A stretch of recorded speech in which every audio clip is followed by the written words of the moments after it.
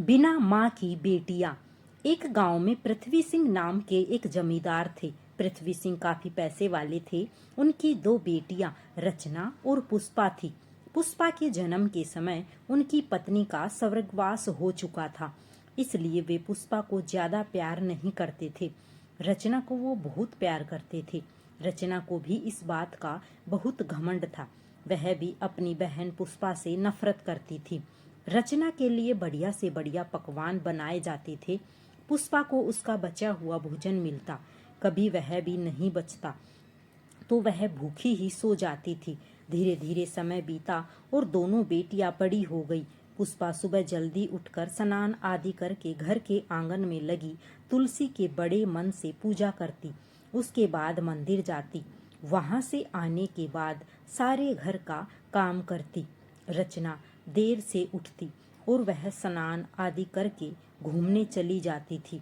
एक दिन पुष्पा ने रचना से कहा, बहन, हमारी माँ नहीं है। मैंने तो तुलसी माँ को ही अपनी माँ मान लिया है। जब मैं सुबह इनकी पूजा करती हूँ तो मुझे इनमें माँ की छवि दिखाई देती है।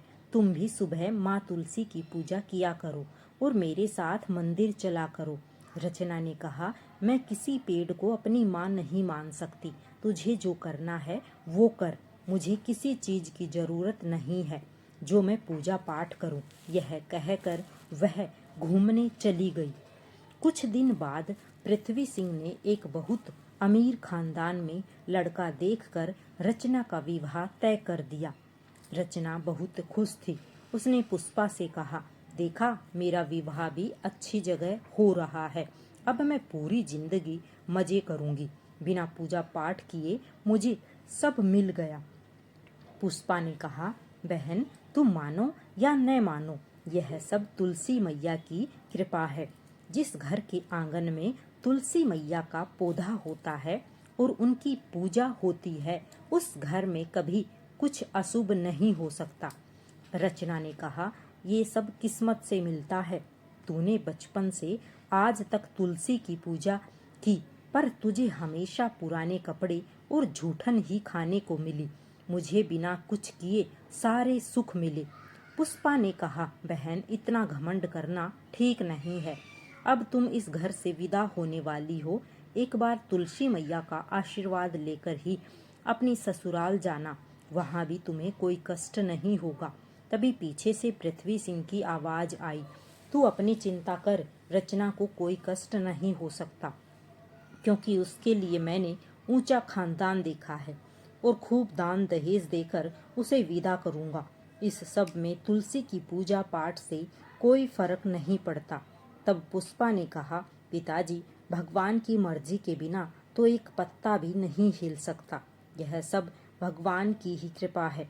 पृथ्वी सिंह ने गुस्से में कहा, ठीक है, मैं तेरा विवाह किसी गरीब घर में कर दूंगा, फिर देखता हूँ तेरी पूजा पाठ कैसे काम आती है। पृथ्वी सिंह ने रचना की शादी के बाद पुष्पा की शादी एक लकड़हारे से कर दी और उसे कुछ भी दान दहेज नहीं दिया। पुष्पा खुशी खुशी अपने पति के साथ उनकी छोटी सी झोपड़ी में रहने लगी। वही आंगन में तुलसी मैया का पौधा लगाकर उनकी पूजा करने लगी। कुछ दिन बाद बरसात का मौसम शुरू हो गया। ऐसे में लकड़ी काटने का काम नहीं मिल पा रहा था। पुष्पा के घर में काफी परेशानी होने लगी। एक दिन वह अपने पति के साथ मंदिर गई। वहां वे पूजा कर रहे थे। तभी उन्हें एक सेठ जी मिले। सेठ जी उन्हें जानते थे। उन्होंने कहा, तुम मेरे साथ चलो, मेरा लकड़ी का व्यापार है जिसे संभालने वाला कोई नहीं। तुम मेरा व्यापार संभाल लो। पुष्पा के पति ने उनका व्यापार संभाल लिया। व्यापार में काफी मुनाफा होने लगा, जिससे पुष्पा व उसके पति के दिन बदल गए। उन्होंने काफी बड़ा मकान बना लिया। वे बहुत अमीर हो गई। एक दिन पुष्पा मंदिर से वापस आ रही थी तो उसने देखा एक पेड़ के नीचे रचना बैठी रो रही है। पुष्पा ने उसे चुप कराया और रोने का कारण पूछा तो रचना ने बताया, मेरे पति बहुत बीमार हैं। उनकी बीमारी में सारा पैसा खर्च हो गया है। हम गरीब हो गए। अब उनके इलाज के लिए भी मेरे पास पैसे नहीं हैं। उधर पिताजी का व्यापार भी बंद हो गया। मुझे अपने करने पर बहुत पछतावा हो रहा है। मैं जिंदगी भर तुलसी मैया को बुरा भला कहती रही, इसी कारण मेरा यह हाल हुआ है।